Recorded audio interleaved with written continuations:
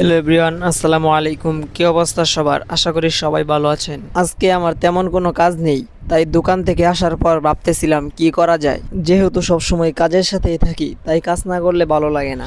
অনেক খোঁজাখুঁজির পর একটা কাজ বের করলাম। ভিডিওতে এখন যে ফুল গাছগুলো দেখতে পাচ্ছেন, এই ফুল গাছগুলো আমার বাগনি কোথা থেকে যেন নিয়ে আসছে।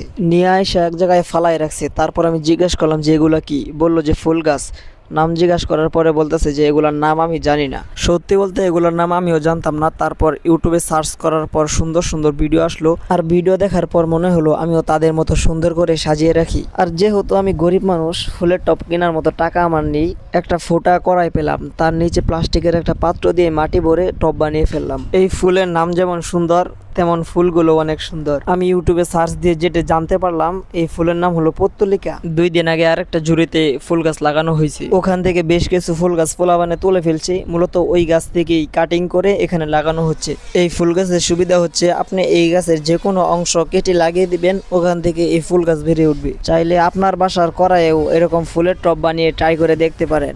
তবে ভালো কড়াই নিয়েন না, ভালো কড়াই নিলে পিঠ না খেতেও পারেন, তখন আবার আমার দোষ দিয়েন না।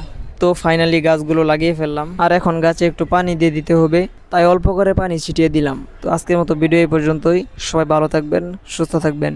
আসসালামু আলাইকুম।